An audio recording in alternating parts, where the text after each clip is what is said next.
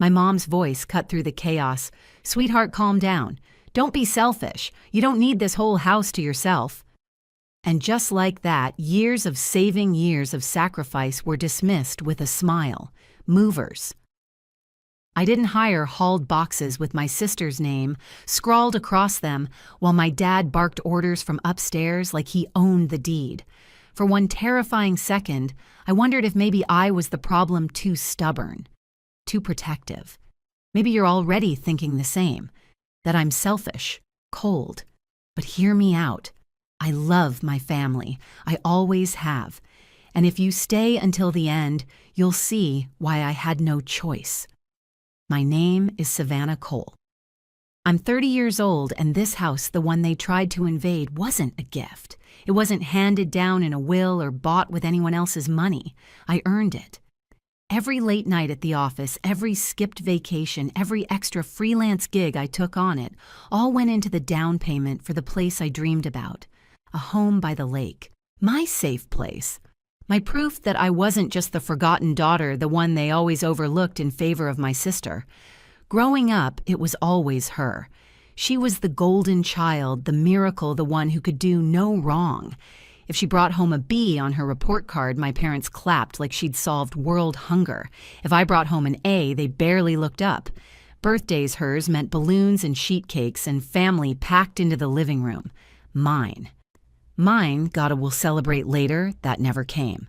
You think a kid forgets that? No, it sticks. By the time we were teenagers, the roles were carved in stone. She was the princess. I was the spare. And you know what? I stopped asking for their attention. I started building my own life, my own identity, brick by brick. I worked through college, pulled myself up without their help, and promised myself one day I'd own something they couldn't take away. When I signed the deed to this house, I thought I'd finally broken free. I thought maybe they'd even be proud, finally notice what I'd achieved. But pride was never in the cards. Instead, I got comments like, "Must be nice not having kids to worry about," or "Don't get too comfortable, Savannah. Life changes." I smiled through it, even when it stung, because I thought distance would keep the peace.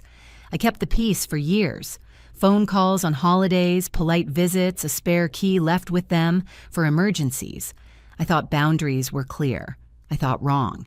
Because on that afternoon when my neighbor's call came through and I raced home, what I found was the ugliest truth of all. They didn't see my success as mine. They saw it as theirs to redistribute. My mom with her calm smile, my dad with his thunderous voice, my sister with her smug husband by her side. They stood in my house like I was the intruder. And I realized this wasn't just a bad decision or a family misunderstanding. This was war. The moment I crossed that threshold, it was like stepping into an alternate reality. Movers I didn't know were trudging across my hardwood floors, carrying boxes with my sister's handwriting scrawled on the sides. Kitchen, master bedroom, kids' room. My stomach turned. That was my bedroom, my sanctuary. "Stop!" I shouted, my voice sharper than I'd planned. Everyone froze for a second. The movers glanced at each other, uncertain. My mom gave me that patient, pitying smile, the one that always made me feel like a child who didn't understand the rules of her own house. "Sweetheart, calm down," she said again, her hands lifting as if she were soothing a tantrum. "Your sister's family is struggling. You have all this space. You don't need it." I clenched my fists. "This is my house. Paid for with my money. You don't get to move people in without asking me." My dad's voice thundered from upstairs. "Don't be selfish, Savannah. Family shares. You should be grateful you even have this place. Now it can actually serve a purpose." That word selfish burned hot in my chest. They had spent my whole life painting me that way, as if having boundaries was selfish, as if working for something and wanting to keep it was selfish. Then my sister stepped forward. Her arms crossed her chin, tilted high, her husband smirking behind her. "Oh, come on, Savannah. Don't act like you need this house. You're single. No kids. No responsibilities. You don't even know what it's like to carry a real burden." Her words hit harder than my dad's roar, because deep down they confirmed what I'd always known, that in their eyes I wasn't enough. My choices didn't matter. My life was just a placeholder until something better came along. The movers shifted awkwardly, clearly uncomfortable, with the family drama exploding in front of them. One finally spoke, "Ooh, ma'am, your mom hired us. Should we keep unloading?" I turned my voice steady, even though my insides were trembling. "No, stop unloading. Right now. She's not the owner." "I am. And if you keep carrying boxes into my house, you're complicit in theft." They hesitated only a beat before setting the boxes down and edging toward the door. One of them even muttered under his breath, "Good luck," as if he knew exactly what kind of nightmare I was up against. That was the moment it hit me. This wasn't just a misunderstanding. It wasn't even just disrespect. It was an invasion, planned, coordinated, carried out with the assumption that I would fold because folding was what I'd always done. Not this time. I pulled out my phone and hit record. The red light blinked, catching everything: the movers' boxes, my mom directing traffic, my dad stomping down the stairs, my sister standing smug in the middle of my living room. Savannah turned that off.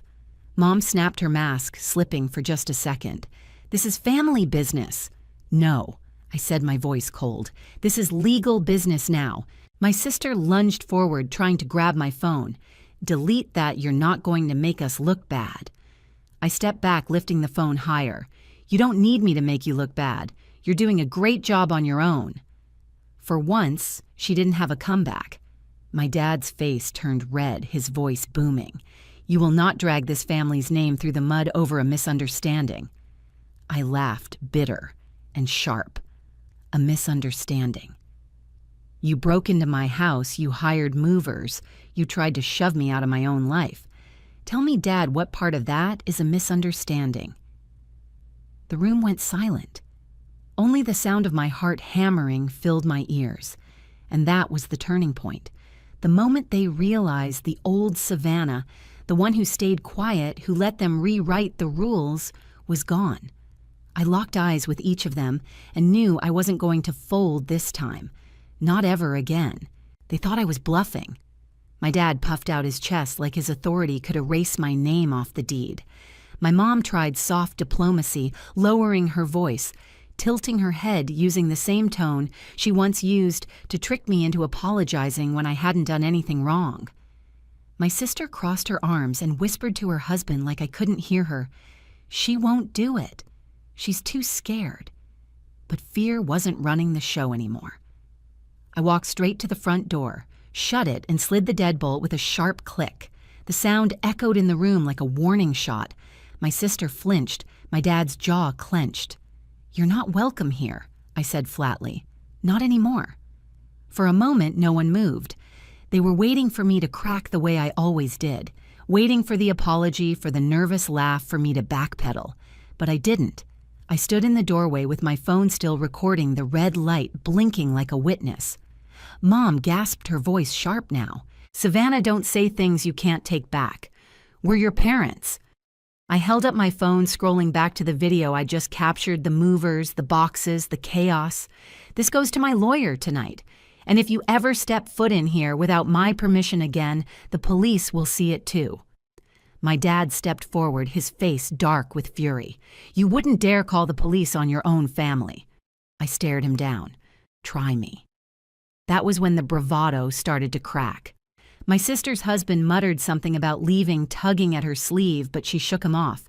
She still believed she could talk me down. "You think anyone will believe you over Mom and Dad? Everyone knows you're dramatic. They'll laugh at you." I smiled, cold, calm, deliberate. "Everyone will believe the deed with my name on it.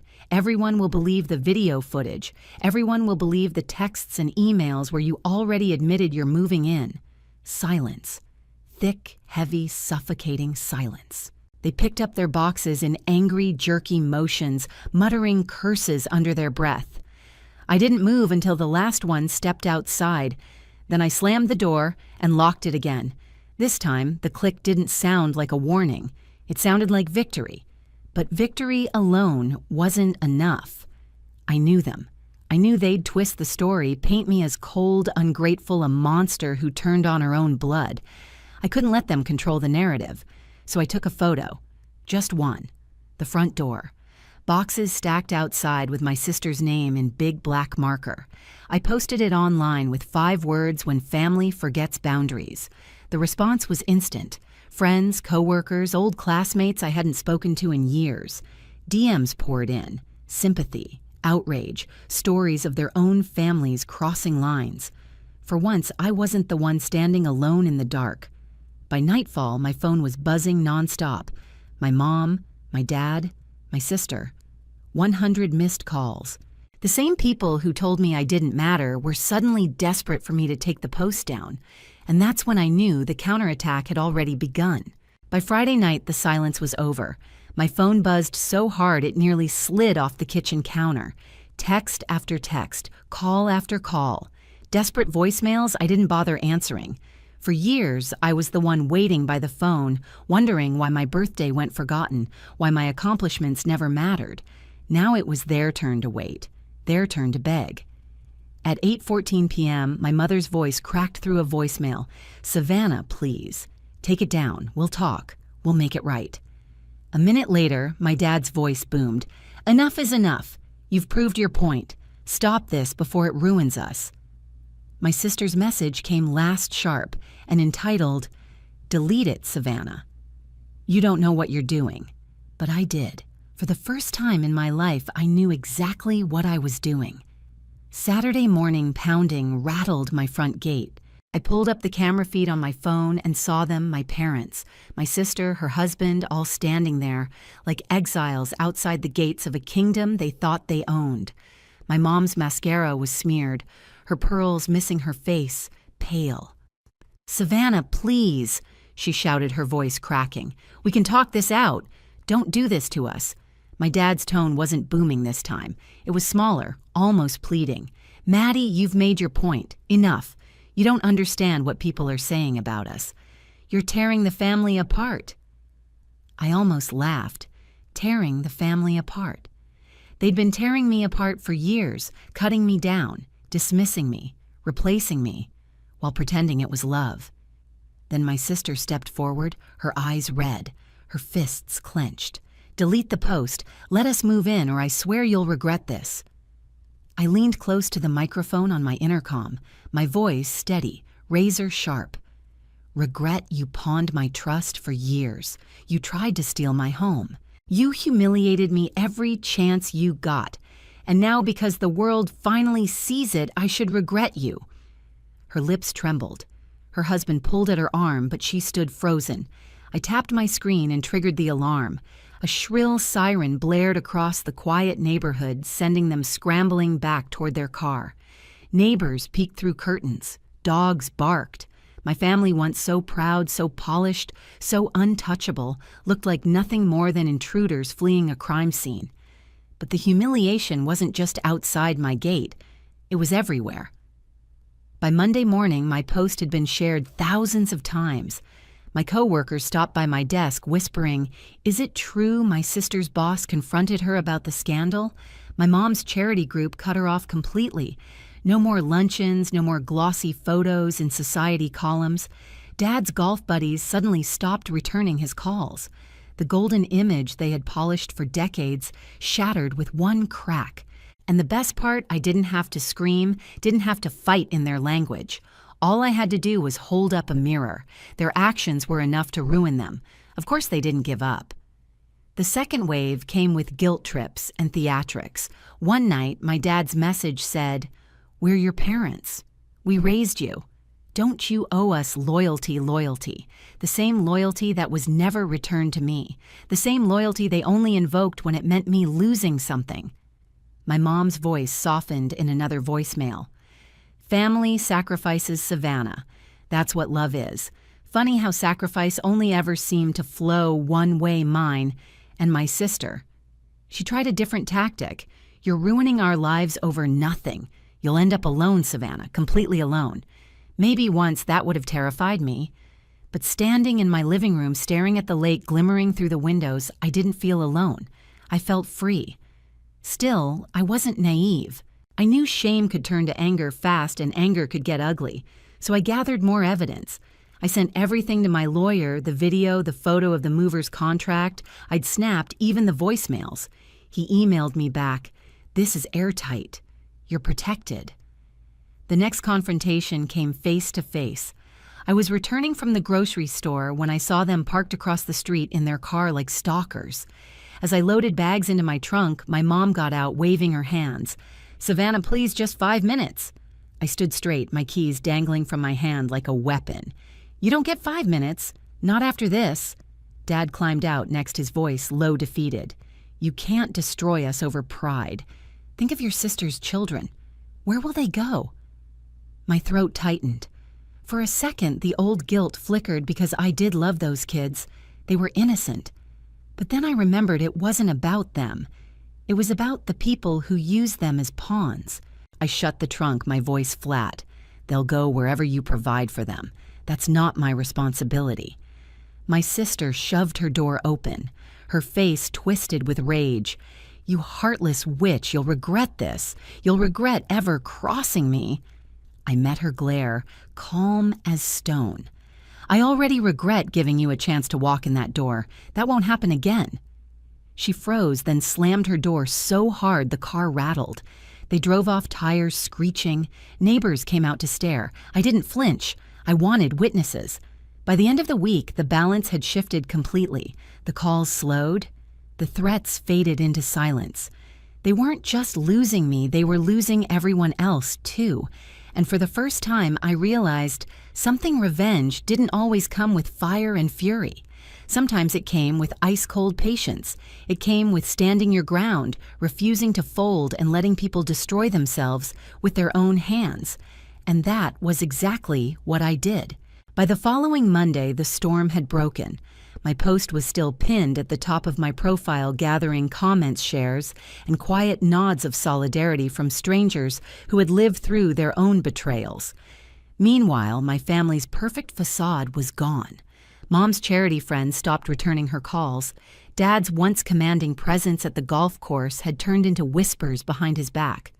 My sister, so sure she'd waltz into my home, was barely holding on at her job, her boss unimpressed by the scandal swirling around her name. And me, I sat on my back deck, coffee in hand, watching the lake shimmer under the morning sun. For the first time in years, the silence didn't feel heavy. It felt earned. I hadn't just defended my house, I had defended myself. And that realization was worth every broken tie, every unanswered call. In the end, I learned love doesn't mean surrender.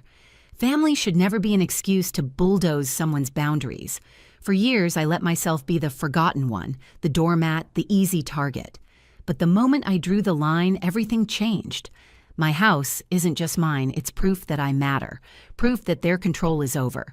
If this story struck a chord with you, tell me in the comments, have you ever had to stand up against your own family? Your words remind me I'm not alone. And don't forget to like and subscribe for more stories that hit close to home.